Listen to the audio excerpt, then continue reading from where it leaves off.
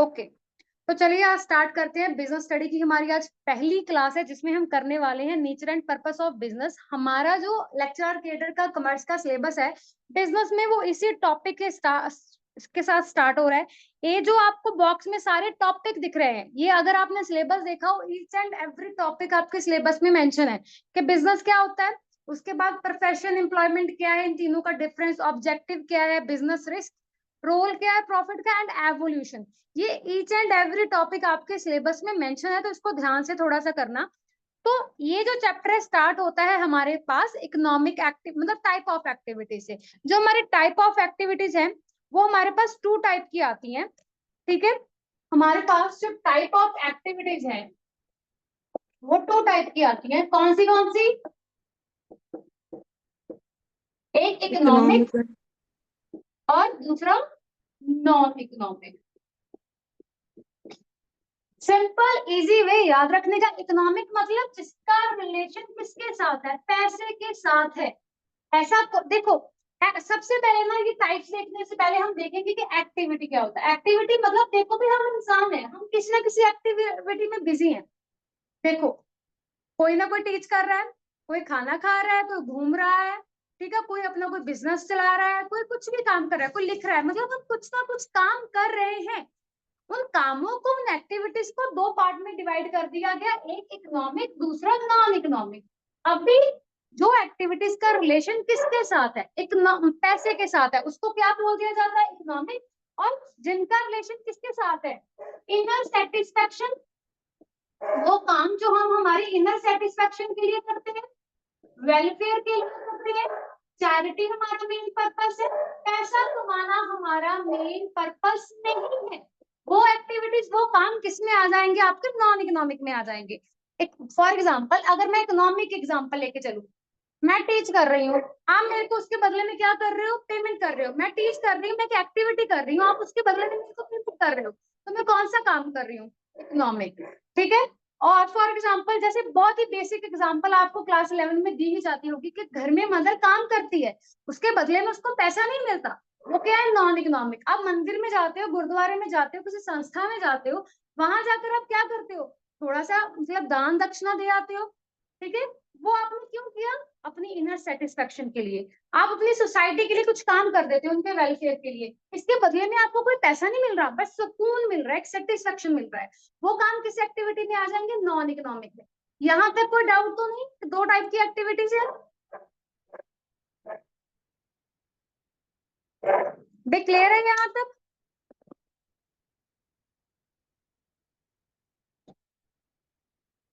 अरे क्लियर हुआ?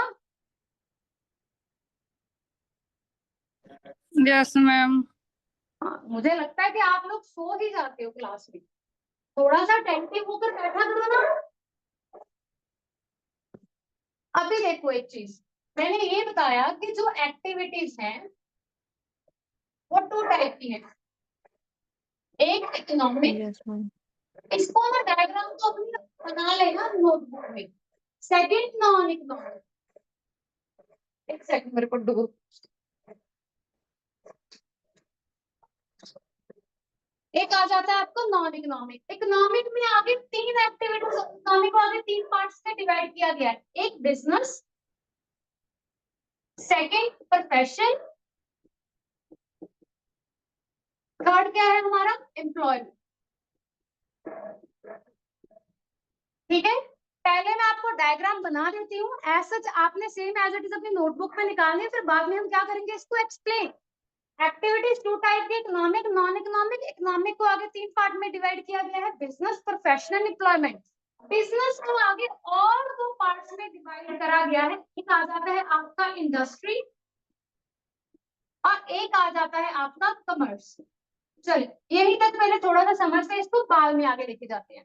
Economic, non economic clear है, कोई डाउट नहीं है। उसके बाद इकोनॉमिक में आगे तीन तरह की एक्टिविटी आती है, बिजनेस, प्रोफेशन, एम्प्लॉयमेंट। बिजनेस क्या होता है, मैंने खुद का कुछ स्टार्ट करा हुआ है, फॉर एग्जाम्पल मैं ये काम कर रही हूँ टीचिंग, मैं किसी के अंडर काम नहीं कर रही, मैंने अपना स्टार्ट किया, मैं अपने काम की खुद ऑनर हूँ, तो मैं क्या कर रही हूँ, बिजनेस कर रही हूँ। अगर मैं किसी के अंडर काम कर रही होती। फॉर एग्जाम्पल जो टीचर है स्कूल में जाकर पढ़ाते हैं वो किसी के अंडर काम कर रहे हैं, या फिर फैक्ट्री में कोई वर्कर काम कर रहा है, कोई लेबर है, तो हमारा कौन सा रिलेशन बन जाता है? एम्प्लॉयर एम्प्लॉय का रिलेशन बन जाता है। तो उसमें क्या जाता है, हम क्या करते हैं, एम्प्लॉयमेंट। इन तीनों एक्टिविटीज के बदले में आपको पैसा ही आएगा, पैसा ही आएगा, इसलिए ये इकोनॉमिक एक्टिविटीज के अंडर आती हैं। खुद का कुछ कर रहे हो बिजनेस, किसी के अंडर कर रहे हो एम्प्लॉयमेंट, वो काम जिसके बदले में मुझे कोई स्पेशलाइज नॉलेज, कोई डिग्री, कोई लाइसेंस चाहिए स्टार्ट करने के लिए, वो क्या आ जाता है, प्रोफेशन। फॉर एग्जाम्पल मुझे डॉक्टर बनना है, ठीक है, उसके लिए डॉक्टर वाला मुझे एक हॉस्पिटल या कुछ भी क्लिनिक खोलने के लिए मेरे को एक लाइसेंस की जरूरत पड़ेगी।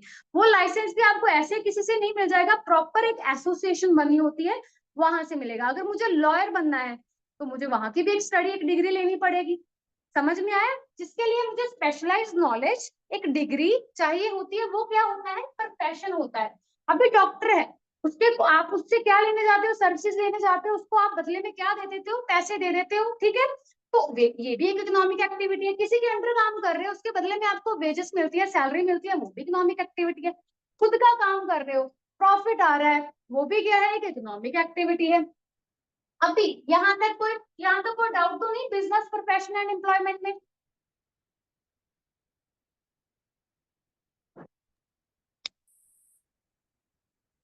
कोई मैम डाउट है यहाँ नेटवर्क का तक? इशू है, पता नहीं।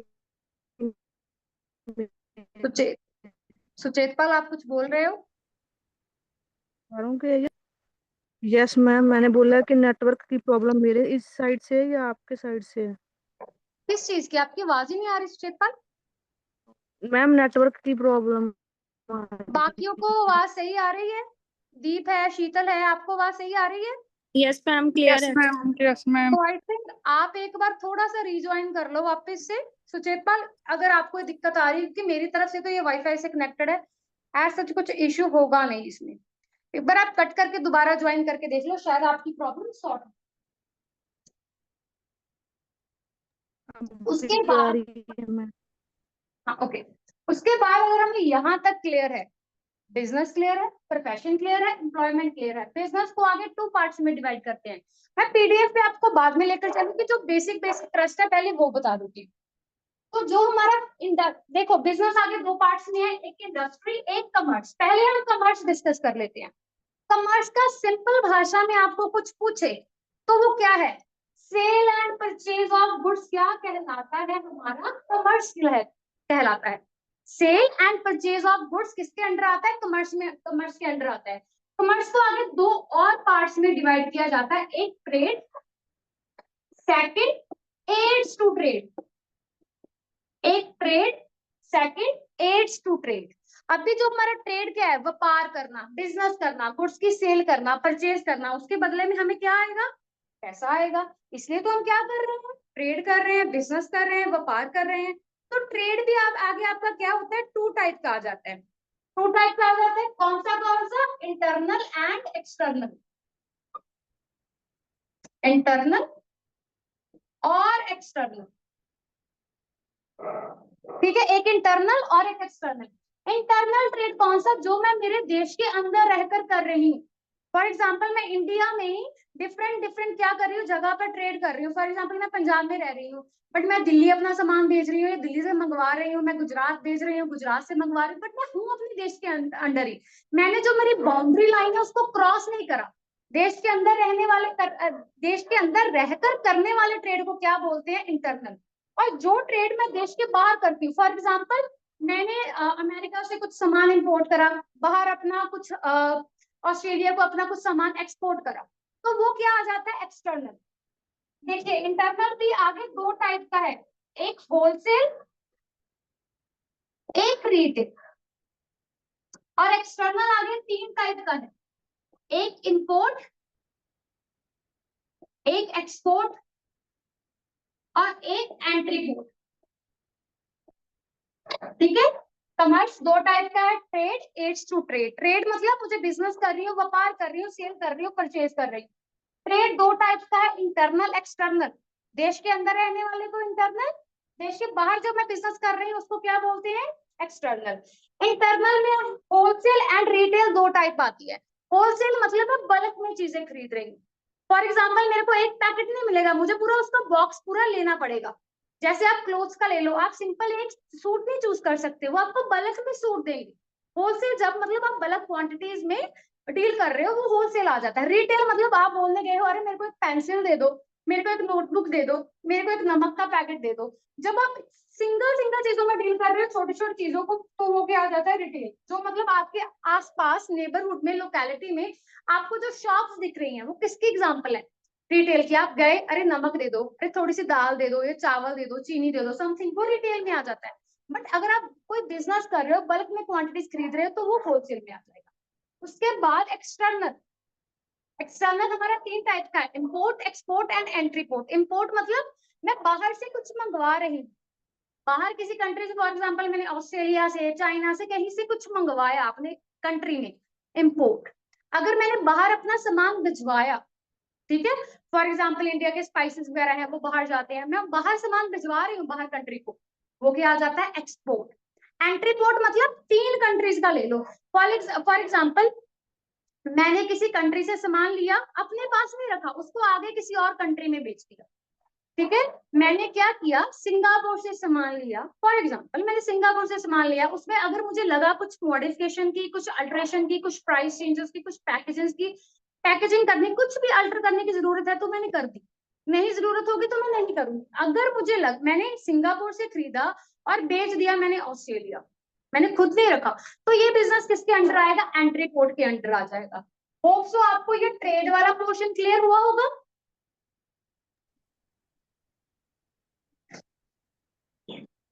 क्लियर हुआ? Yes, ma'am. Okay, very good. उसके बाद ऑक्सिलरीज टू ट्रेड। अभी सिंपल वो सारी चीजें जो मुझे बिजनेस करने में हेल्प, ट्रेड करने में हेल्प करती है। मैंने क्या बोला, कॉमर्स के अंडर 2 टाइप्स आती हैं, trade and aids to trade. जो चीजें मेरे को हेल्प करती हैं मेरे ट्रेड को इजीली स्मूथली रन करने के लिए, वो कौन सी है? Aids to trade. इसमें क्या आ जाता है आपका? Business, sorry, banking, insurance, advertisement, transportation,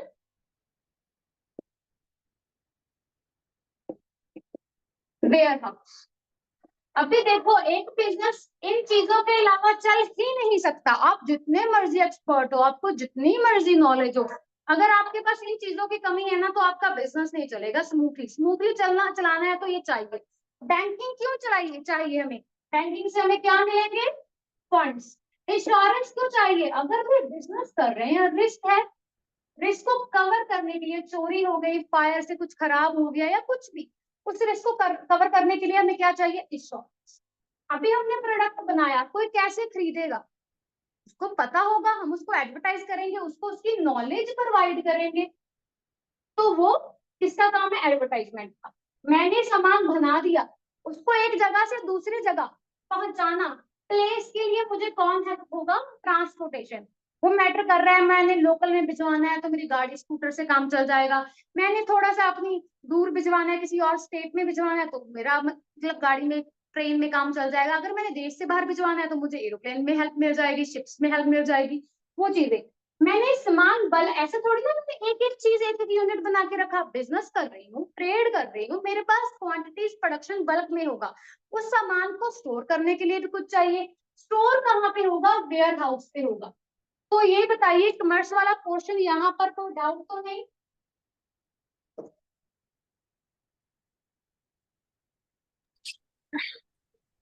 भाई क्लियर है ये आपका कॉमर्स वाला portion? Yes, ma'am. Clear. Okay. ऐसा क्यों लग रहा है कि आप सोए हुए हो, ऐसे बोल रहे हो? इसको थोड़ा सा मैं इरेज कर रही हूँ, आपने नोट डाउन कर लिया? Yes, Yes, ma'am. ma'am. बाद में आपको अगर चाहिए होगा तो इसका पीडीएफ मिल जाएगा, मैं पीडीएफ में शो कर दूंगी, स्क्रीनशॉट ले लेना जस्ट इसीलिए। अभी तो अभी इंडस्ट्री के पोर्शन में आ जाते हैं। इसके लिए मेरे को थोड़ी सी स्पेस चाहिए, तो मैं इसको क्या करूंगी? इरेज।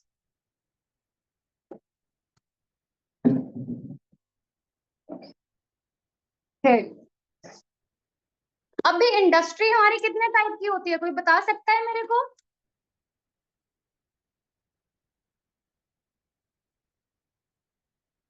देखो ये बता सकता है इंडस्ट्री कितने टाइप की होती है?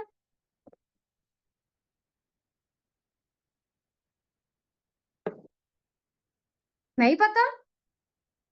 No ma'am. Primary secondary tertiary. Yes, industry हमारे पास 3 टाइप की होती है, primary, secondary, tertiary. Primary, secondary,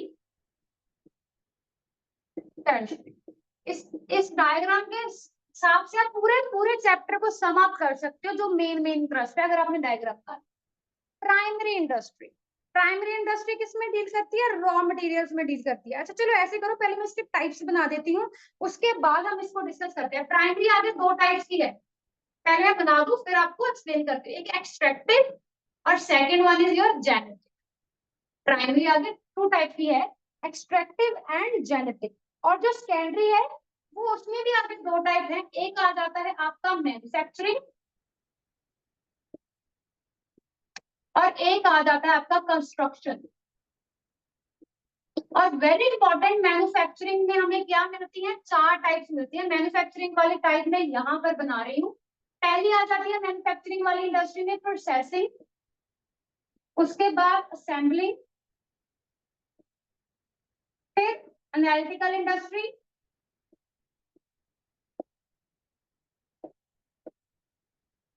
अगर कुछ समझ ना आए तो आपको पीडीएफ मिल जाएगा, उसका ऐसा कुछ भी आपको लोड लेने की जरूरत नहीं है। और लास्ट आ जाती है हमारी सिंथेटिकल इंडस्ट्री, बस एक। इसके अलावा हमने कोई भी और चीज यहाँ पर ऐड नहीं कर, बस हो गया। चलो, इंडस्ट्री 3 टाइप की होती है, primary, secondary and tertiary. Raman Sharma, who is Raman Sharma? अच्छा रमन शर्मा होगी। चलो, फिर इंडस्ट्री 3 टाइप की, प्राइमरी, सेकेंडरी, टर्शियरी। जो इंडस्ट्री हमारी रॉ मटेरियल में डील करके चलती है उसको क्या बोलेंगे? हमारी प्राइमरी इंडस्ट्री। ठीक है, रॉ मटेरियल को फिनिश गुड में कन्वर्ट करने की जिम्मेवारी किसकी है? Secondary industry. ठीक है, जो रॉ मटेरियल में डील करती है वो प्राइमरी इंडस्ट्री है। फॉर एग्जाम्पल, मुझे शर्ट बनाने के लिए कॉटन चाहिए, थ्रेड चाहिए। थ्रेड क्या है? हमारा एक रॉ मटेरियल है। तो जो थ्रेड बनाती होगी इंडस्ट्री वो हमारी क्या हो जाएगी? प्राइमरी। और जो थ्रेड से उसको टी शर्ट बना देगी, फिनिश गुड बना देगी, जिसको हम यूज कर पाए, कंज्यूमर यूज कर पाए, वो कौन सी हो जाएगी? आपकी सेकेंडरी इंडस्ट्री। प्राइमरी इंडस्ट्री आगे 2 टाइप की है, एक्सट्रैक्टिव और जेनेटिक। एक्सट्रैक्टिव मतलब आप नेचुरल जो रिसोर्सेज है उसको क्या कर रहे हो? एक्सट्रैक्ट कर रहे हो। कोयले की खानी है, उसमें से कोयला निकाल रहे हो। ऑयल को रिफाइन कर करके उससे पेट्रोल निकाल रहे हो, कैरोसिन निकाल रहे हो। वो सारी चीजें जो नेचुरल रिसोर्सेज से एक्सट्रैक्ट करते हैं। जो जेनेटिक आ जाती है आगे, इसके 2 चीजों में डील करती है, एक प्लांट में और एक एनिमल। एक प्लांट और एनिमल। प्लांट का ध्यान रखना मतलब उसमें काम करना, एनिमल की ब्रीड को पालना पोसना, वो सारा कुछ जेनेटिक में आ जाता है। उसके बाद सेकेंडरी आ जाती है, जो मेरे रॉ मटेरियल को हेल्प करती है फिनिश गुड में कन्वर्ट करने के लिए। और ये सेकेंडरी आगे 2 टाइप की है, मैन्युफैक्चरिंग एंड कंस्ट्रक्शन। कंस्ट्रक्शन आपको इजीली समझ में आ जाएगा, बिल्डिंग कंस्ट्रक्ट होती है ऐसे, ये सब कुछ इसमें ज्यादा डिटेल नहीं है। मैन्युफैक्चरिंग हमारे लिए इंपॉर्टेंट है, यहाँ पर प्रोसेसिंग करना। तो मैन्युफैक्चरिंग में आगे 4 है, मतलब मैन्युफैक्चर हम कुछ बना रहे हैं, कोई प्रोडक्ट बना रहे हैं। ठीक है, पहली आ जाती है प्रोसेसिंग, वो इंडस्ट्री जिसमें एक प्रोडक्ट बहुत सारी प्रोसेसेस से होकर निकल रहा है, बहुत सारी प्रोसेसेस। फॉर एग्जांपल ऑयल है, ऑयल से पेट्रोल बनता है, डीजल बनता है, कैरोसिन बनता है, क्रूड ऑयल समथिंग। तो ऐसे बहुत सारी प्रोसेसेस से होकर गुजरता है। वो कौन सी इंडस्ट्री आ जाएगी जहां पर प्रोडक्ट बहुत सारी प्रोसेसेस से होकर गुजरता है? Processing industry. उसके बाद असेंबलिंग, आप छोटे मतलब डिफरेंट डिफरेंट पार्ट्स को असेंबल करके आपस में जोड़कर एक नया प्रोडक्ट बना रहे हो, वो कौन सी इंडस्ट्री का काम है? असेंबलिंग का। फॉर एग्जांपल, आपने कार बनानी है, आपने इंजन, कार की जो बॉडी है, टायर है, उसको असेंबल किया, आपके पास क्या आ गया? एक प्रोडक्ट का कार आ गई। तो वो असेंबलिंग में आ जाता है। एनालिटिकल में क्या आ जाता है? Synthetical, very very important. कोई जानता है, किसी ने पहले इसका नाम सुना हुआ है एनालिटिकल एंड सिंथेटिकल का? जो केमिकल्स में डील करते कोई एग्जांपल देके बता सकते हो?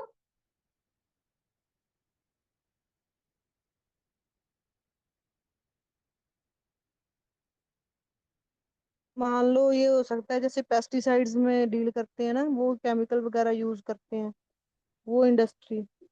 देखो एनालिटिकल इंडस्ट्री वही होती है जिसमें हम क्या करते हैं, एनालाइज करते हैं डिफरेंट डिफरेंट एलिमेंट का।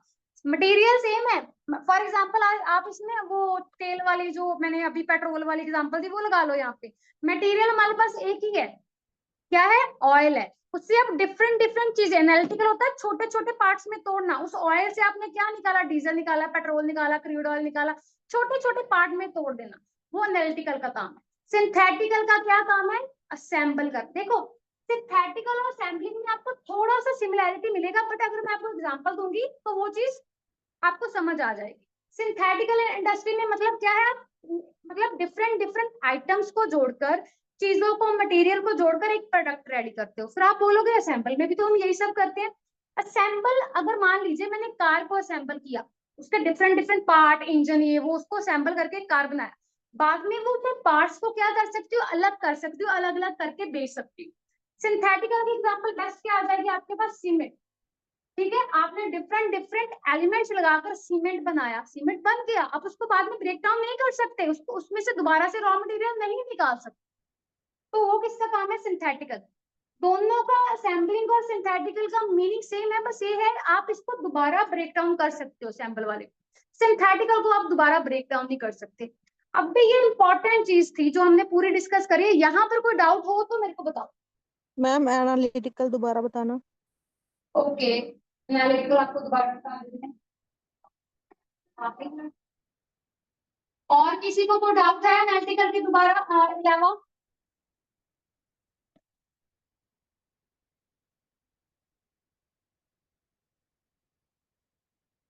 देखो एनालिटिकल इंडस्ट्री क्या होती है, जिसमें हम क्या करते हैं, ये वो टाइप ऑफ इंडस्ट्री है जो मतलब एनालिसिस से, हमने सुबह एक क्लास करी है, एनालाइज का मीनिंग मैंने आपको अकाउंट में समझाया है। तो इसमें भी हम क्या करते हैं, एनालाइज करते हैं डिफरेंट डिफरेंट एलिमेंट का, बट मटेरियल हमारा क्या है, सेम ही है। मटेरियल हमारा क्या है, सेम है, मटेरियल सेम है। फॉर एग्जाम्पल मटेरियल मेरे पास क्या है, ऑयल है, मैंने ऑयल एक्सट्रैक्ट करा, मटेरियल ऑयल है, बट इसके डिफरेंट डिफरेंट एलिमेंट्स क्या है, कैरोसिन, पेट्रोल, डीजल, ये इसके डिफरेंट डिफरेंट एलिमेंट्स है। मटेरियल इसके डिफरेंट डिफरेंट एलिमेंट्स को हम क्या करते हैं, एनालाइज करते हैं, सेपरेट करते हैं। मतलब एक प्रोडक्ट से हम 3-4 प्रोडक्ट बनाकर बेच सकते हैं, छोटी छोटी चीजों में ब्रेक डाउन करके। क्लियर हुआ? यस।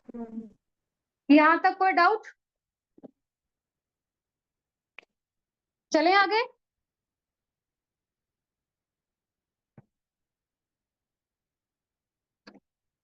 भाई सबको क्लियर है? यस। तो चलो अभी थोड़ा सा हम पीडीएफ की तरफ आते हैं, देख लेते हैं हमारे चैप्टर का बचा क्या है। मेन जो था वो मैंने आपको ऐसे ही निकलवा दिया।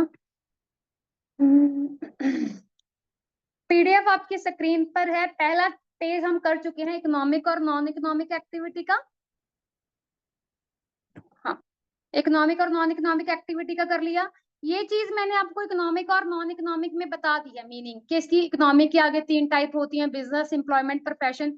ये भी हम लोगों ने क्या कर लिया है, डील कर लिया है। बिजनेस मतलब अगर एक लाइन में बोलना, बिजनेस मतलब बिजी रहना, हम कोई ना कोई एक्टिविटी कर रहे हैं जिसमें हम बिजी रह रहे हैं, बट वो एक्टिविटी कौन सी होनी चाहिए, इकोनॉमिक। क्योंकि बिजनेस में हमारा काम क्या होता है, मेन प्रॉफिट कमाना, पैसा कमाना। तो बिजनेस में हम एक इकोनॉमिक एक्टिविटी में इन्वॉल्व होते हैं, उसमें बिजी होते हैं। For example sale and purchase of goods. And business की करेक्टरिस्टिक्स देख लीजिए। मीनिंग तो मैंने आपको इन सारी चीजों का बता दिया जो बोर्ड पे है। अब इनकी करेक्टरिस्टिक्स, एडवांटेज, डिसएडवांटेज हम अभी डिस्कस कर लेते हैं। बिजनेस की करेक्टरिस्टिक्स क्या है, मैंने अभी बताया, इकोनॉमिक एक्टिविटी है, पैसे से रिलेटेड एक्टिविटी है। सेकंड, बिजनेस में क्या इन्वॉल्व होता है आपका, sale and purchase of good involve होता है। ठीक है, उसके बाद आपका बिजनेस का मेन मोटिव क्या होता है, प्रॉफिट मोटिव होता है। बिजनेस है, रिस्क है, अनसर्टेन है। कैसे है रिस्क, अरे रिस्क कैसे है, अभी देखो बिजनेस में रिस्क क्यों है, कैसे है। मैंने बल्क में सामान बना लिया, बिजनेस कर रही हूँ, बल्क में सामान बना लिया, कुछ सामान ऐसा हो सकता है वो अनसोल्ड रह जाए, वो बिके ही ना, या फिर कुछ खराब हो जाए, कुछ पेरिशेबल गुड्स में हम डील कर रहे हो, तो रिस्क तो है। अनसर्टेन क्यों है? क्योंकि फ्यूचर हमारा अनसर्टेन है, हम फ्यूचर को प्रेडिक्ट नहीं कर सकते, हम अनुमान लगा सकते हैं कि अच्छा अगर आज ये ट्रेंड चल रहा है तो कल इसके प्राइसेस इंक्रीज हो सकते हैं, बट वो कितने इंक्रीज होंगे, होंगे भी या नहीं होंगे, फ्यूचर अनसर्टेन है, तो रिस्क का एक लेवल बना रहता है। और बिजनेस में क्या होता है, रेगुलर डीलिंग, ऐसे नहीं मैंने आज एक गुड बेच दी फिर मेरा हफ्ता 10 दिन कुछ पता ही नहीं। बिजनेस मतलब हम रेगुलरली डील कर रहे हैं, किसमें, सेल एंड परचेज में, डेली डीलिंग। उसके बाद इसमें क्या आता है, creation of utility. Creation of utility is an important aspect of business. The various business activities make the product suitable for use by creating utilities. अभी देखो बिजनेस में मैंने आपको इंडस्ट्री बनाया, अगर हमारे इंडिया में किसी पूरे वर्ल्ड में इंडस्ट्री ना हो तो हमारे पास कोई प्रोडक्ट ही नहीं आएगा। यूटिलिटी मतलब हम उसको यूज अच्छे से यूज ही नहीं कर पाएंगे। अगर हमारे पास कॉटन है, प्लांट से वो कॉटन मिल गया, बट उसको कोई अगर थ्रेड में कन्वर्ट नहीं करेगा, थ्रेड को फिर शर्ट में कन्वर्ट नहीं करेगा, तो उस कॉटन का भी क्या काम रह जाएगा। ठीक है, हमारी यूटिलिटी क्रिएट करता है। उसके बाद entrepreneurship, entrepreneurship is also an essential for business, there must be someone to take initiative. Businessman हर कोई नहीं स्टार्ट कर सकता। एंटरप्रेन्योर मतलब आप खुद का एक बिजनेस सेटअप कर रहे हो, बट उसके लिए आपको इनिशिएटिव लेना पड़ेगा, आपको डिसाइड करना पड़ेगा, आपके माइंड में एक आइडिया आएगा, उसको इम्प्लीमेंट करना पड़ेगा। तो वो सारी चीजें किसमें आ जाती हैं, आपकी एंटरप्रेन्योरशिप में आ जाती हैं। उसके बाद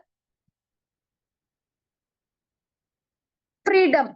अरे बिजनेस में सबसे इंपॉर्टेंट क्या है, फ्रीडम।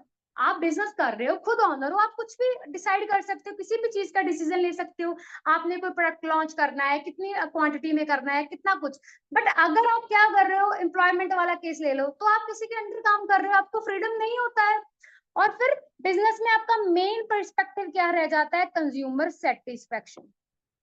इसके profit motive is also important, but आज का जो मॉडर्न वर्ल्ड का बिजनेस है, कंज्यूमर सेटिस्फेक्शन हमारी एक और इम्पोर्टेंट क्या है, ऑब्जेक्टिव है। इसके बिना अगर हमारा कंज्यूमर सेटिस्फाई नहीं है तो वो आगे से प्रोडक्ट नहीं लेगा, प्रोडक्ट नहीं खरीदेगा तो सेल नहीं होगी, सेल नहीं होगी तो हमें प्रॉफिट भी कहाँ से आएगा। सो कंज्यूमर का सेटिस्फाई होना बहुत इंपॉर्टेंट है। तो हमें कंज्यूमर की लाइक्स को, डिसलाइक को ध्यान में रख कर ही हमारे प्रोडक्ट को मैन्युफैक्चर करना है। उसके अलावा फाइनेंस है, भी फाइनेंस क्या है, बिजनेस की लाइफ लाइन है। इसके बिना सोच भी नहीं सकते, क्योंकि पैसा होगा आप एक बिल्डिंग, एक प्लेस में अपना बिजनेस सेटअप करोगे, फिर उसमें जो भी सामान चाहिए, फर्नीचर चाहिए, कंप्यूटर चाहिए, वर्कर चाहिए, कोई भी पैसे के बिना आएगा नहीं। तो फाइनेंस क्या है, एक लाइफ लाइन है। उसके बाद भी अपने बारे में सोच लिया, पैसे के बारे में, प्रॉफिट मोटिव के बारे में सोच लिया, सब कुछ सोच लिया, बट सोसाइटी की नीड्स को हम इग्नोर नहीं कर सकते। सोसाइटी को सेटिस्फाई करना भी क्या है, हमारा एक मेन नीड है। सोसाइटी को कैसे हम सेटिस्फाई कर सकते हैं, उसको अच्छी क्वालिटी की गुड्स देकर एम्प्लॉयमेंट अपॉर्चुनिटीज क्रिएट कर सकते हैं। ठीक है, ऐसा सब कुछ कर सकते हैं। यहाँ तक बिजनेस वाला पूरा पोर्शन हो गया, कोई डाउट हो, भी क्लियर है?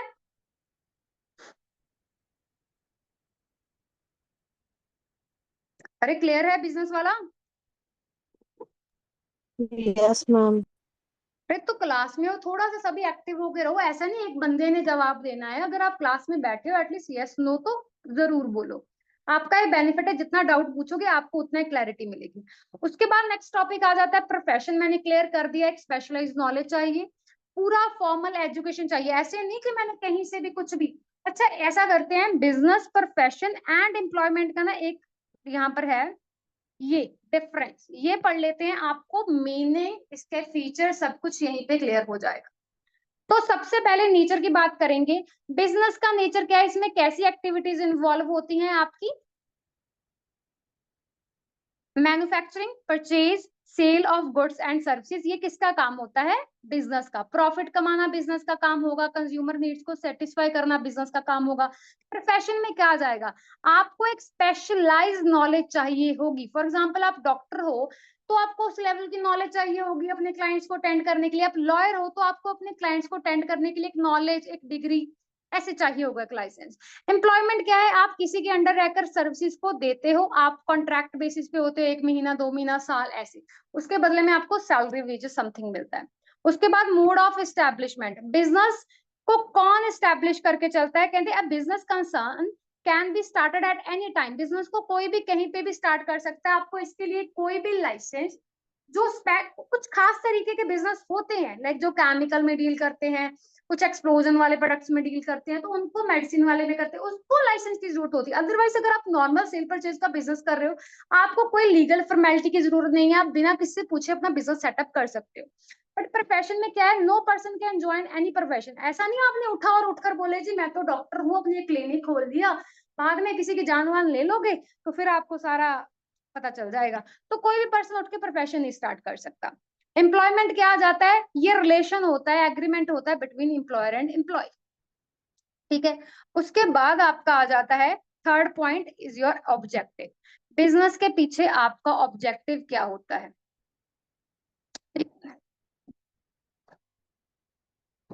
तो बिजनेस में आपका मेन ऑब्जेक्टिव आ जाता है, chief objective is to earn profit. आप क्या करते हो, प्रॉफिट कमाना आपका मेन मकसद होता है। और आज के अगर मॉडर्न बिजनेस की बात करूं तो प्रॉफिट के साथ साथ कंज्यूमर को भी आप इग्नोर नहीं कर सकते हो। और जो हमारा प्रोफेशन है इसका मेन क्या होता है, पहला सर्विसेज प्रोवाइड कर रहे हो, चाहे डॉक्टर हो, टीचर हो, लॉयर हो, समथिंग कुछ भी हो, पहला आपका मोटिव होगा सर्विसेज प्रोवाइड करना, देन आप प्रॉफिट पे जाओगे। ऐसा थोड़ा ना आप डॉक्टर हो, मरीज मर रहा है बट आपको अपनी पेमेंट की पड़ी हुई है, आप अपने ऐसा सोच रहे हो अरे मैं पेशेंट से कितना निकाल सकता हूँ। नहीं, पहला आपका मोटिव होना चाहिए उसकी जान बचाना, उसको सर्विस देना। एम्प्लॉयमेंट में आप जो भी सर्विसेज देते हो उसके बदले में क्या मिलेगा आपको, वेजेस एंड सैलरी मिलती है, यही आपका मेन ऑब्जेक्टिव होता है।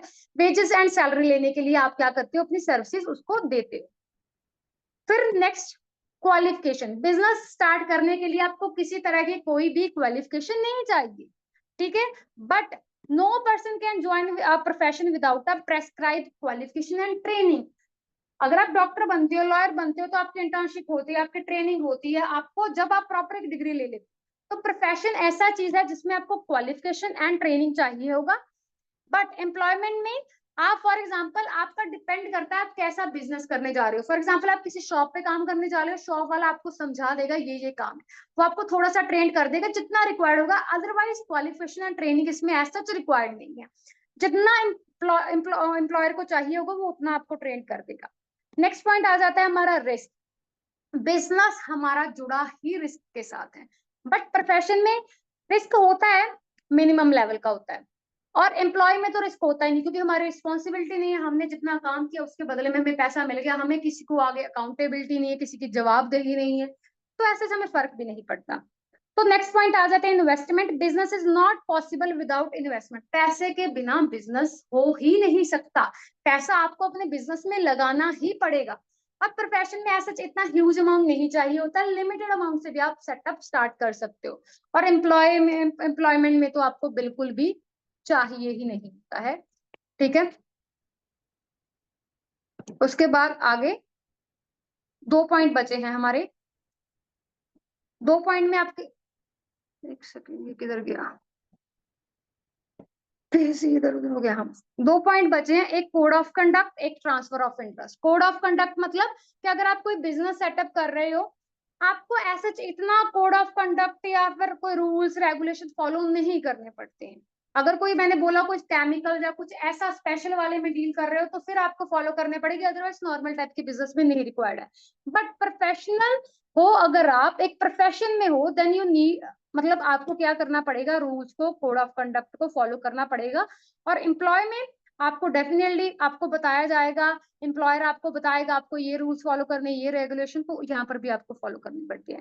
Transfer of interest, one can easily transfer to interest. अरे मैं बिजनेस कर रही हूँ, तो फॉर एग्जाम्पल मुझे कहीं घूमने जाना है, मैं 7 दिन के लिए, 8 दिन के लिए, 10 दिन के लिए अपने बिजनेस में किसी और बंदे को बिठा के चल जाऊंगी, मतलब मैं ट्रांसफर कर सकती हूँ। बट प्रोफेशन में अगर मैं डॉक्टर हूँ, मैं अपनी जगह किसी को बिठाकर नहीं जा सकती। अरे भाई तू इसको थोड़ा सा अटेंड करना, मेरे को काम है, मैं जाकर आ रहा हूँ, बदले में उसने कुछ गलत गलत कर दिया, लेने के देने पड़ जाएंगे। और employ can not transfer is interest due to interest to another in course of employment. आपका एक कॉन्ट्रैक्ट चल रहा है, एग्रीमेंट चल रहा है एम्प्लॉयर के साथ, तो आप यहाँ पर भी नहीं कर सकते हो। तो आपको यहाँ तक डिफरेंस क्लियर हुआ तीनों में, कोई यस डाउट मैम। तो नहीं। No okay, ma'am. स्पीड सही है, अगर किसी को लग रहा है मैं थोड़ा सा फास्ट हूं तो मेरे को बता दो। सही है इतना, समझ में आ रहा है, मतलब मेरे कहने का ये है, समझ आ रहा है। Yes Yes, ma'am. yes, ma'am. Okay, ये 3 पॉइंट हमारे और बच गए। पर्सनल स्किल, अरे ऐसे ही ना, ये जो आपकी बिजनेस ये है उसमें असर्शन रीजनिंग और किसी ना किसी स्किल के रिगार्डिंग आपको घुमाकर क्वेश्चन आएगा। इस एग्जाम के लिए आपके कंसेप्ट क्लैरिटी बहुत बहुत इंपॉर्टेंट है, तो इसको इग्नोर मत करिएगा, अच्छे से दिमाग में इनके मीनिंग कंसेप्ट बिठा लीजिए। मैं ये नहीं बोल रही रट्टा लगा लीजिए, बस समझिए, ठीक है। तो बिजनेस में personal skill is not required as such, क्योंकि आप अगर खुद नहीं आता तो आप बदले में क्या कर सकते हो, किसी एक्सपर्ट को हायर कर सकते हो अपना काम करने के लिए। आपने एक बिजनेस सेटअप कर लिया, जरूरी थोड़ा ना आप अकाउंट में भी एक्सपर्ट हो, तो आप अकाउंट हैंडल करने के लिए एक पर्सन ले लो, बिजनेस को हैंडल करने के लिए एक मैनेजर हायर कर लो। Personal skill in profession is very very important. अगर आप खुद को डॉक्टर की नॉलेज नहीं है तो आप कैसे, आप किसी को हायर नहीं कर सकते। ऐसा थोड़ा ना आपने हॉस्पिटल खोला या क्लिनिक खोला और बदले में किसी और को बिठा दिया, बिल्कुल नहीं। और एम्प्लॉयर एम्प्लॉयमेंट, आप किसी के अंडर काम कर रहे हो, किसी स्पेशल टास्क में इन्वॉल्व हो, तो आपको यहाँ पर high level of personal skill required है। Nature of return, income earn through business is termed as profit. Business में जो आप कमा रहे हो, आपने जो भी सर्विसेज करी, सेल परचेज करी, उसके बदले में जो पैसा आया वो आपका ही है, ठीक है, उसको क्या बोलेंगे हम, प्रॉफिट। और प्रोफेशनल जो सर्विसेज देते हैं उसके बदले में उसको क्या मिलती है, फीस मिलती है। और जो हम एम्प्लॉयमेंट में ले ले उसको क्या मिलता है बदले में, सर्विसेज देने के बदले में सैलरी और वेजेस मिलती है। उसके बाद criteria of efficiency, efficiency of business is adjusted on the basis of profit earn. Efficiency मतलब मेरा बिजनेस कितना अच्छे, कितनी योग्यता के साथ चल रहा है, उसको अगर मैं अच्छा प्रॉफिट, अच्छा ये हिला, अच्छा ठीक है, कहते हैं efficiency of business is adjusted in terms of profit. अगर मेरे को कैसे पता लगाना है कि मेरा बिजनेस एफिशिएंटली वर्क कर रहा है, अगर मेरे अकाउंट्स में शो हो रहा है कि प्रॉफिट दिन बर दिन क्या होते जा रहे हैं, इंक्रीज होते जा रहे हैं, इट मींस मेरा बिजनेस एफिशिएंटली वर्क कर रहा है। प्रोफेशन में efficiency is rated on the basis of quality of service. आप कैसी सर्विसेज दे रहे हो, आप डॉक्टर हो, पेशेंट आपसे हील हो पा रहे हैं नहीं, वो क्योर हो पा रहे हैं या नहीं, आपने किस लेवल की, किस क्वालिटी की सर्विसेज दी है, आपके प्रोफेशन की एफिशिएंसी आपकी क्वालिटी ऑफ सर्विसेज पे डिपेंड करती है। और एम्प्लॉय की efficiency is adjusted on the basis of target. आपको एम्प्लॉय टारगेट देगा, आप वो अचीव कर पा रहे हो टाइम से, ठीक है, तो वहां से आपकी एफिशिएंसी मिलेगी। ये टॉपिक आपका यहाँ तक डन है। 1 मिनट लो, अगर कोई डाउट है तो मेरे को अभी बताओ।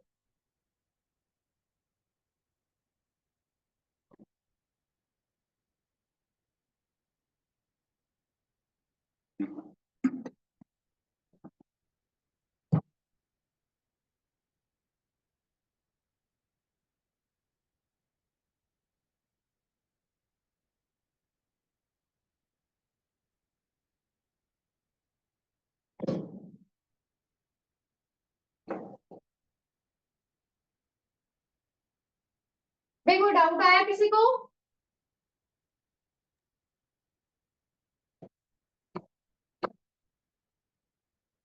या फिर सब कुछ क्लियर हुआ, क्लियर हो गया सबको?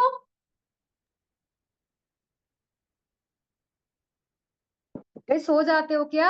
आपको जगाने के लिए क्या करना पड़ेगा, समझ में आया?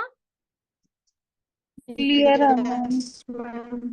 Yes, ma'am. हाँ, अरे सोआ ना मत करो, थोड़ा सा जागा करो। कल से मैंने क्या कर देनी है, कंपल्शन रख देनी है आपकी कि आप सबकी वीडियो क्या होनी चाहिए, ऑन होनी चाहिए। अगर आपका रिस्पांस कम हुआ ना, ये 15-20 मिनट जो भी बचे हैं, तो कल से आप वीडियो ऑन करके बैठोगे, ये आप ध्यान में रखना। क्योंकि मुझे आपका रिस्पांस, अगर किसी को समझ में नहीं आ रहा है तो प्लीज पूछ लो, नुकसान आपका ही है, किसी और का नहीं है इस चीज में। नेक्स्ट टॉपिक हमारा आ जाता है ऑब्जेक्टिव ऑफ बिजनेस। जो हमारे ऑब्जेक्टिव है उनको 4 पार्ट्स में डिवाइड किया जाता है, मैं इसको सम अप कर देती हूँ। ऑब्जेक्टिव हमारे 4 टाइप के हैं, इकोनॉमिक, सोशल, ह्यूमन। ये नेशन वाले इतना मतलब ऐसा सब काउंट नहीं करते, अगर आप 3 भी लिखोगे तो बेस्ट रह जाएगा, ठीक है। इकोनॉमिक, इकोनॉमिक का रिलेशन किसके साथ है, पैसे के साथ है, मैंने आपको क्लियर करा। तो बिजनेस का इकोनॉमिक ऑब्जेक्टिव क्या है, ज्यादा से ज्यादा प्रॉफिट कमाना। प्रॉफिट कैसे कमाओगे, मार्केट में अपनी स्टैंडिंग इंक्रीज करोगे, अपनी जो रिस्पेक्ट है, गुडविल है, उसको क्या करोगे, इंक्रीज करोगे। जितनी गुडविल इंक्रीज होगी उतना कस्टमर ज्यादा से ज्यादा अट्रैक्ट होगा, कस्टमर ज्यादा से ज्यादा आएगा तो फिर क्यों कस्टमर अट्रैक्ट क्यों होगा? आप उसमें क्या ला सकते हो? इनोवेशन भी ला सकते हैं। आपके पास जो प्रोडक्ट है वो आप इजीली कस्टमर के अकॉर्डिंग कस्टमाइज कर रहे हो, बहुत ही इनोवेटिव प्रोडक्ट है। अट्रैक्ट करने के लिए आपको स्कीम्स लगानी पड़ेंगी, ठीक है। तो इकोनॉमिक जिसका सीधा सीधा रिलेशन पैसे के साथ है, कस्टमर अट्रैक्ट करोगे, सेल इंक्रीज होगी, सेल इंक्रीज होगी तो सीधा सीधा बात प्रॉफिट ही आएगा। उसके बाद सोशल, बिजनेस करते टाइम खुद पे बहुत ध्यान दे लेते हो, बट बाकियों को भी इग्नोर नहीं कर सकते हो। बाकी इन द सेंस सोसाइटी को इग्नोर नहीं कर सकते हो। तो सोसाइटी को कैसे करना है? उनको गुड्स अवेलेबल कराना है। अवेलेबल करा रहे हो तो कोशिश करो, कोशिश किया 100% ये टारगेट रखो, अच्छी गुड क्वालिटी वाली गुड्स को अवेलेबल करवाओ। और फिर जो एम्प्लॉयमेंट अपॉर्चुनिटीज है, मतलब जॉब्स प्रोवाइड करो, सोसाइटी को आगे बढ़ाओ, एम्प्लॉयमेंट अपॉर्चुनिटीज दो। सोसाइटी में हमारी गवर्नमेंट भी आती है, उसके साथ भी कोऑपरेट करके चलो। क्लियर? उसके बाद थर्ड आ जाता है हमारा ह्यूमन।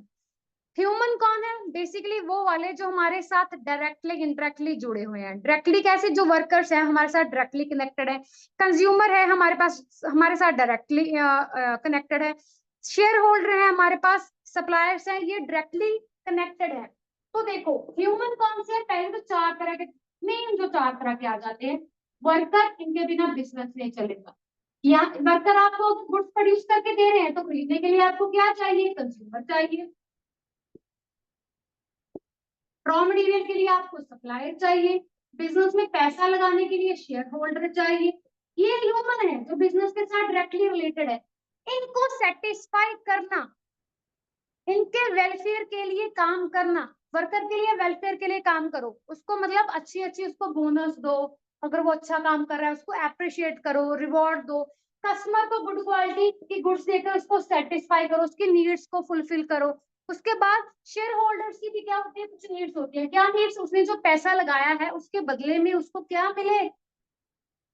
रिटर्न जो हो वो अच्छा मिले, प्रॉफिटेबल मिले, ठीक है।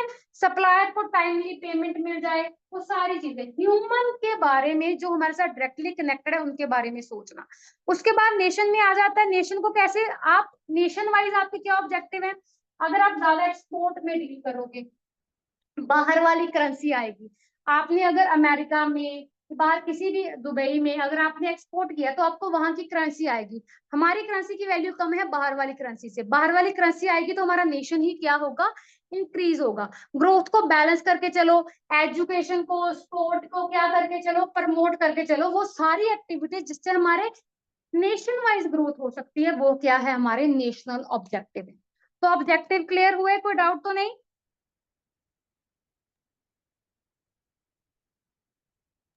ऑपरेशन मैम विद वाला बताना दोबारा।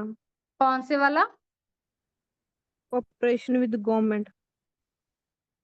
Relation with government. Operation with government जो सोशल में। ओके, ये लो पॉइंट खोल दिया मैंने आपके पास। Cooperation with government, business play कहते जो बिजनेस है play a very vital, vital मतलब इंपॉर्टेंट रोल प्ले करता है कंट्री की डेवलपमेंट के लिए। Government regulate the business activity in the best interest of society through its physical policies. अभी कोई मेरे को बता सकता है फिजिकल पॉलिसीज क्या होती हैं? कोई भी?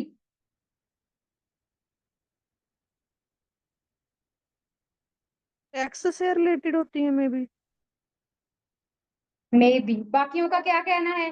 ये मे बी इनका श्योर सही है या क्या है?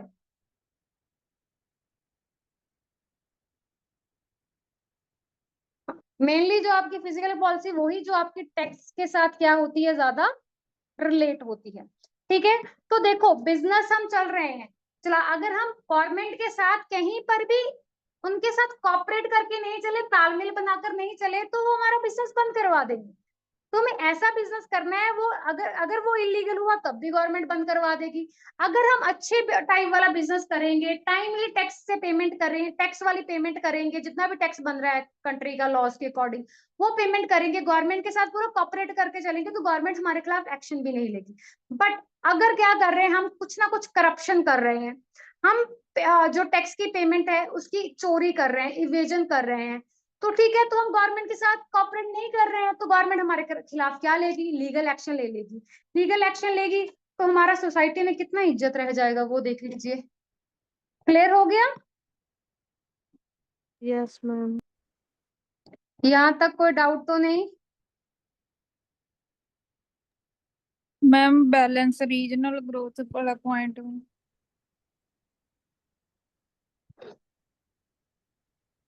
ओके, बैलेंस रीजनल ग्रोथ भी आपको करवा देते हैं। चलो देखो, अरे यार ये बड़ा भी नहीं हो रहा। देखो रीजनल वर्ड्स, देखो इसको अगर मान लीजिए आपको कोई चीज डिफिकल्ट लग रही है, उसको छोटा छोटा ब्रेक डाउन करिए। बैलेंस रीजियोनल ग्रोथ में 3 वर्ड्स आते हैं। बैलेंस रीजियोनल ग्रोथ, बैलेंस का मतलब आप सबको अच्छे से पता है, ग्रोथ का मतलब आप सबको अच्छे से पता है। कोई मुझे रीजनल का मतलब बता सकता है क्या होता है? मतलब जिस एरिया में हम बिजनेस कर रहे हैं उसकी ग्रोथ में हेल्प करनी है, क्योंकि हम वहाँ के रिसोर्सेज को यूज कर रहे हैं। बिल्कुल, अगर हम मान लीजिए मैंने कहीं पर अपनी कोई इंडस्ट्री लगाई हुई है, मैं वहां पर कंटिन्यूअसली पोल्यूशन करी जा रही हूँ, मतलब जो हमारे आसपास के लोग हैं रहने वाले, उनको भी तंग करी जा रही हूँ, उनको किसी तरह की कोई वेलफेयर में कोई हेल्प नहीं कर रही। वहां देखो, जिस सोसाइटी में मैंने अपना बिजनेस लगाया है ना, कोई भी अपना काम सेटअप करा है, मुझे जो वर्कर है वहीं से मिलेंगे, मुझे पानी वहीं से आएगा, मुझे इलेक्ट्रिसिटी वहीं से आएगी। ऐसा तो ना पानी मैंने दूसरे देश से लेने जाना है। तो क्योंकि मैं वहीं पे रह रही हूँ, उसी रीजनल मतलब जिस इलाके में मैं हूँ, जिस लोकेलिटी में मैं हूँ, मैंने उसकी ग्रोथ पे ध्यान देना ही देना है। स्पेशली उन लोगों को खुश रखना ही रखना है। अगर वो लोग नाराज हो गए, मेरे को वहां से एम्प्लॉय काम करने के लिए नहीं मिलेगा, मेरे को इलेक्ट्रिसिटी में दिक्कत आ जाएगी, मेरे से कोई सामान नहीं खरीदेगा, मेरा सेल पे इफेक्ट पड़ जाएगा। तो ऐसे काम करने हैं जिससे हमारी रीजन वाइज ग्रोथ हो। मतलब उनकी नीड्स देखो, उनको क्या चाहिए, उनकी डिमांड को फुलफिल करो। कुछ एजुकेशन से रिलेटेड, कोई पार्क, कोई हॉस्पिटल, समथिंग, कुछ भी आप सेटअप कर सकते हो। जो आपके एम्प्लॉयज हैं उनके लिए, उनके बच्चों के लिए कुछ कर दो, वो चीज भी यहाँ पर आ जाएगी। समझ में आया? हाँ जी मैम क्लियर है। और कोई डाउट हो नो मैम। तो चले आगे।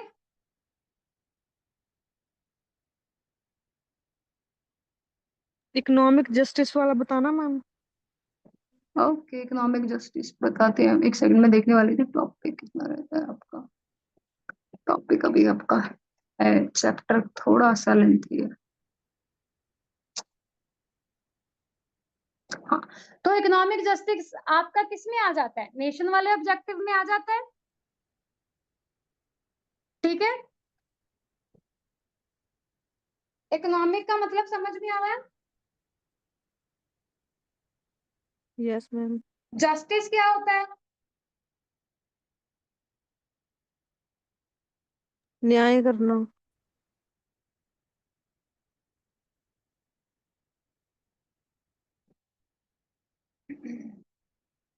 तो देखो, इकोनॉमिक जस्टिस हमारा किस में आ जाता है? नेशनल ऑब्जेक्टिव में आ जाता है। इकोनॉमिक जस्टिस का मतलब क्या है? हमारे पास जो भी जो भी हमारे पास इकोनॉमिक रिसोर्सेज है, या फिर जो भी हमारे पास क्या है अपॉर्चुनिटीज है, हम उसका क्या करें? फेयरली इस्तेमाल करें। ऐसा नहीं उसका मिस यूज करना है। फॉर एग्जाम्पल, हम कोई काम कर रहे हैं, ठीक है, हमारे पास वर्कर्स आ रहे हैं, जितना काम ले रहे हैं आप उसके बदले में उसको क्या करो? उतना पेमेंट कर दो। या फिर आप कोई भी रिसोर्सेज यूज कर रहे हो, वाटर कर रहे हो या समथिंग कुछ भी कर रहे हो, तो उसके बदले में आप क्या कर दो? उसका अच्छे से यूज कर दो। एक सेकंड, जस्ट एक सेकंड।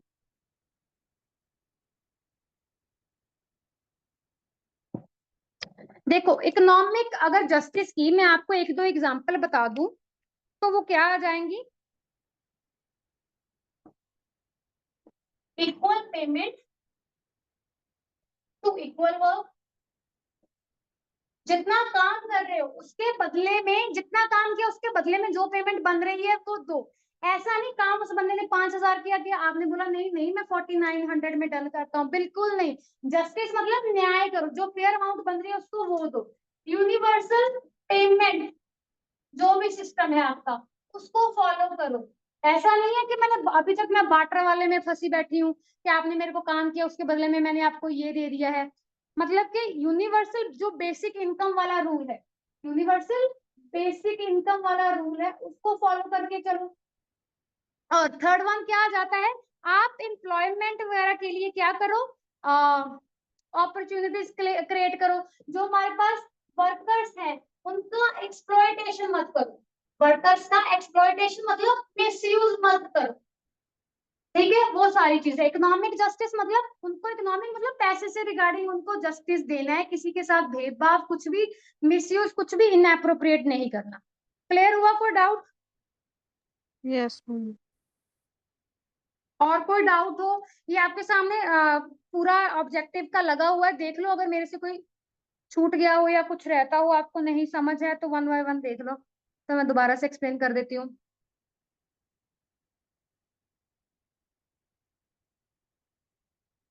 जो मेन थे मैंने वो सारे वैसे तो करवा दिए हैं।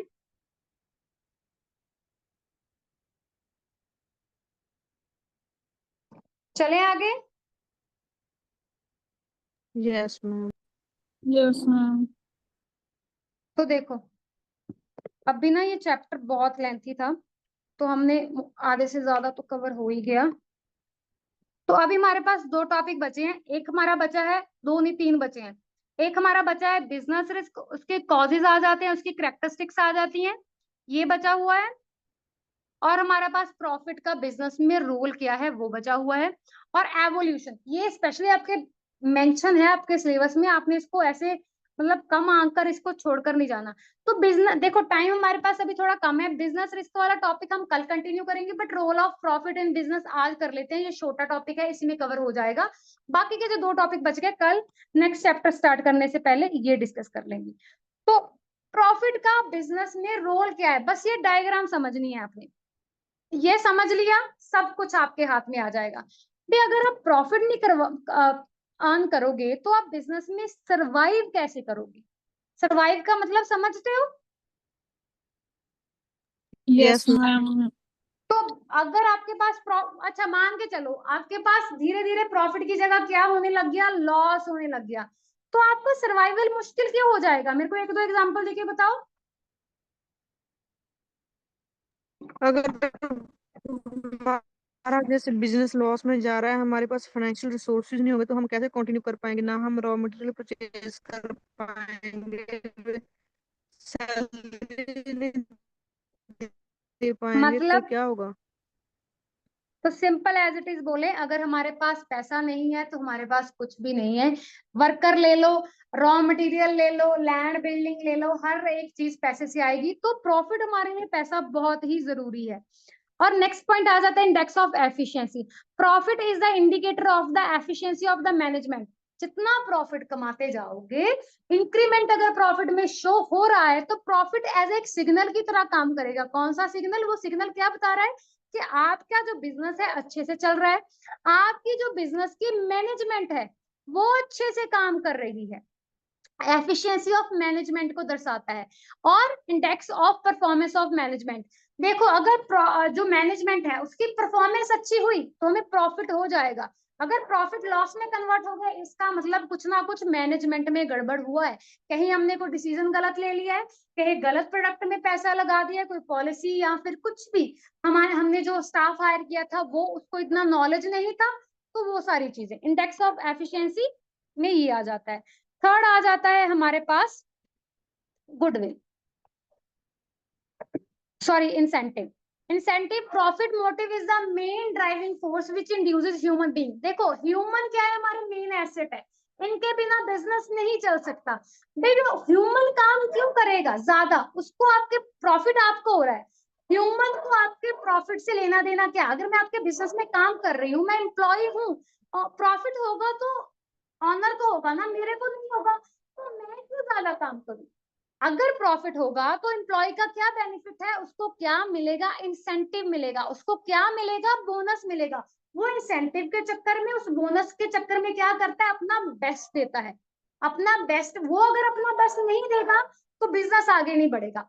तो हम उसको जानबूझकर ऐसा कह लीजिए, उसको इंसेंटिव देते हैं, एक लालच देते हैं, एक बोनस देते हैं, अगर तूने अपना टारगेट अच्छे से किया, हमें ये प्रोडक्ट जो भी हमें क्वालिटी वाइज चाहिए, उसको अगर टारगेट को पूरा फुलफिल किया, उसके बदले में हम तेरे को क्या देंगे? सैलरी वेज तो मिलेगा, साथ में क्या क्या मिलेगा? प्रॉफिट मिले, सॉरी इंसेंटिव मिलेगा, बोनस मिलेगा, ठीक है। उसके बाद आ जाता है गुडविल। अगर हमारे पास एडुकेट प्रॉफिट है तो बिजनेस में हमारी अच्छी मार्केट है। अगर हम कहीं पे फंड रेज करने जाएं तो हमें फंड इजीली मिल जाएंगे। अगर हमें पता है, किसी को पता है कि अरे ये तो लॉस में ही जा रहा है, तो हमें कोई फंड भी नहीं देगा, इवन हमें बैंक भी फंड नहीं देगा। और अगर हम गुडविल कैसे बनती है, ये सारे पॉइंट वो है जिससे हमारी गुडविल बन सकती है। ठीक है, अगर हम सप्लायर को टाइम से पेमेंट करते जाएं, हमारा नाम अच्छा होगा। अगर हम वही सारा कुछ उधार उधार उधार चलते जाएं, तो एक सप्लायर जाकर दूसरे सप्लायर से बात करेगा, अरे नहीं यार इसकी पेमेंट अच्छी नहीं है, या सामान ले लेता है टाइमली पेमेंट नहीं करता है, तो मैं नहीं इसको आगे से सामान दूंगा, तो आपकी इज्जत वहीं पे खराब हो जाती है। Third, offering good remuneration to worker. Worker खुश नहीं है तो समझ लीजिए आपका बिजनेस नहीं चलेगा। वर्कर को खुश रखने के लिए यही इकोनॉमिक जस्टिस, जितना वो काम कर रहे हैं उतना उसको पेमेंट करो। अगर वो अच्छा कर रहा है, टाइम से टारगेट अचीव कर रहा है, उसको कुछ बोनस दो। वर्कर्स को अच्छा हैप्पी खुश रखोगे तो बाहर जाकर आपके 4 लोगों में वो अच्छाई ही करेगा, अरे यार मेरा ऑनर बड़ा अच्छा है, वो मेरे को ऐसे अच्छे से ट्रीट करता है। तो वर्कर्स खुश रखो तो मार्केट में भी आपकी गुडविल इंक्रीज होगी। Offering high dividend to shareholder. Shareholder को अच्छा डिविडेंड क्या होता है, प्रॉफिट का। शेयर होल्डर कौन है, हमारे बिजनेस में पैसा लगाते हैं। तो ठीक है, पैसा लगाया है, प्रॉफिट में से जो हिस्सा हम निकाल कर शेयर होल्डर को देते हैं वो क्या होता है, डिविडेंड होता है। तो अगर हमें उन्हें जितना डिविडेंड बन रहा है या फिर हाई डिविडेंड ऑफर करें तो हमारे बिजनेस में वो पैसा लगाएंगे, वरना वो अपना पैसा निकाल लेंगे, विड्रॉ कर लेंगे। और उनको देखा देखी कोई और इन्वेस्टर, कोई और शेयर होल्डर हमारे बिजनेस में पैसा लगाएगा भी, तो हमारी गुडविल डाउन हो जाएगी। और अगर हम हमारे वर्कर्स को गुड वर्किंग कंडीशंस देके चले तो भी हमारी गुडविल इंक्रीज होगी। तो समझ में आया ये पॉइंट। फिफ्थ पॉइंट आ जाता है ग्रोथ एंड एक्सपेंशन।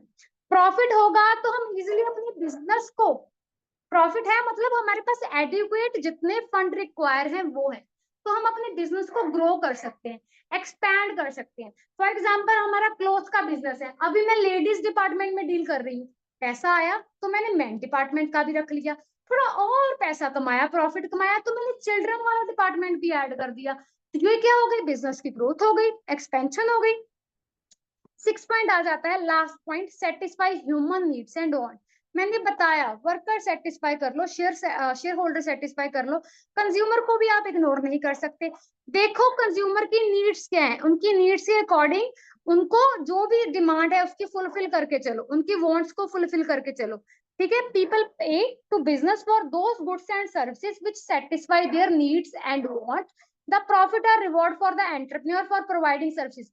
अगर आप सोसाइटी के नीड्स को फुलफिल करोगे अच्छी खासी सेल होगी, और जो पैसा आएगा ना वो पैसा ऑनर के लिए एक इनाम की तरह, एक रिवॉर्ड की तरह काम करेगा कि हाँ मैंने मेरी आले दुआले वाली सोसाइटी को अच्छा रखा, सेटिस्फाई करके रखा, मैंने मेरे अंडर काम करने वाले वर्कर्स को सेटिस्फाई करके रखा, मेरे शेयर होल्डर सेटिस्फाई है, सब सेटिस्फाई है, इजी है, चलता रहे। तो इस टॉपिक में कोई डाउट?